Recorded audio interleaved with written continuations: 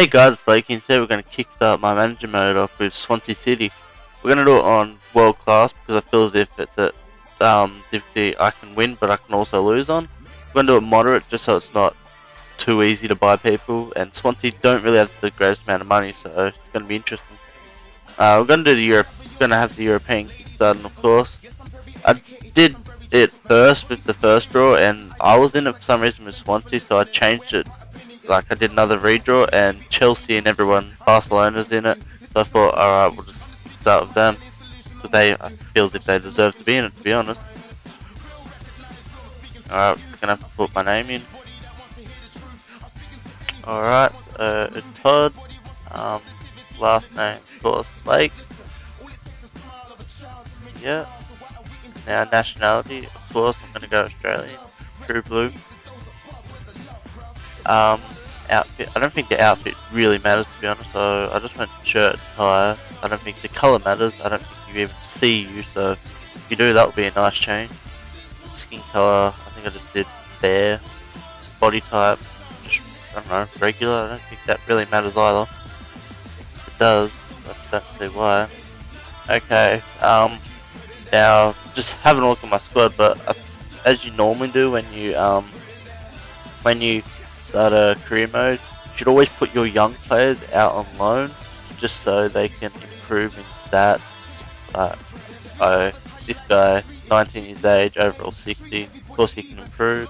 Same with this guy, 56 and he's 19 years old.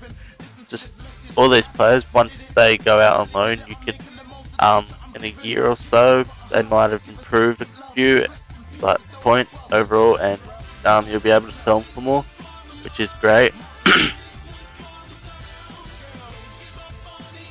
But you don't want to send them out too much. Anyway, here we are, gone for my first signing. Darren Maddox, he's an absolute beast. He's fast, he's strong, he's young, and he's a striker, which I feel as if this team needs. So they asked for 1.4 million, but I just offer 1.1 million just to see, just to test them. But they reject it, so I have to up my offer. So I was just having a quick read here, just see.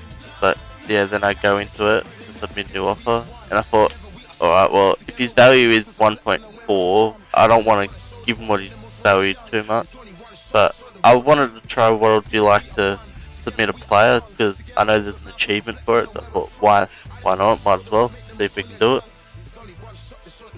So I'll submit that, but then that was rejected as they didn't like the guy who I offered, which he's probably useless right now, he's young and not very good. So I get rid of Lucas as the player. I was figuring out how to do it, but then I realised X, get rid of it. So then I up my offer to what he's worth, I think a bit more. Kind of sitting here doing nothing. There we are. Yeah, 1.55 million. Just thought that's more than what he's worth, so offer that. But once again, they really didn't seem to take what I've been offering. So, oh, here we are. International. I'm only going to go for one team for international, and that's going to be Australia, because I'm Australian. I'm not going to play for any other team.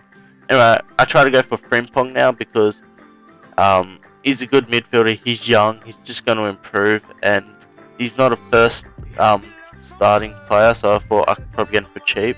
He's valued at 4.7 million, but since he's not a first team player, I could probably get him for less.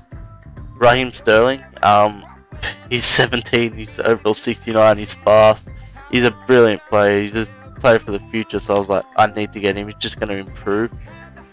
Okay, Darren Maddox also got rejected again. They said he was worth 2.2 million, but I don't conform to that bullshit. I'm not going to give them all the money they want, so I upped it to 1.95 million just to see how it go. Now it's still simming through. Arsenal, we're going for Raheem Sterling here. Sterling, they wanted 2.2 million, which I offer him. Arsenal accepted, so all I had to do was offer Frimpong a contract, so I kept the same wage. I did what he demanded, the 4 years, and I told him he's an important first team player. To be honest, I don't even know if that matters, but maybe it affects their morale if you put it as important but never playing. But I wanted to convince him to play. Anyway, of course they said 2.2, so I was like, oh, fine, I'll give him 2.1. I'm not going to conform to him. Frimpong accepted, which was great, but here we are. I'm starting to lose all my money buying all these players, but they're probably worth it. And then one of my young players gets an offer for a season loan, so he was never going to be used, I don't think, so I accepted him. And with Darren Maddox, he accepted, so I told him he's going to be a first team player, which of course he will be. He's a brilliant player, he's a beast. Sterling also accepted, so I gave him a little pay rise by $1 grand. Gave him a little bonus per goal and told him he's going to be a important first team player, which I reckon he will be. So everything's gone better than expected. And this is where it said Frimpong was going to take one of my players' positions, which he might contend for it. You never know. We'll have to see out the rest of the season. Here we are. We're completing Darren Maddox and Raheem Sterling's contract, which leaves me with little money right now. I pretty much used all 8.5 million straight away.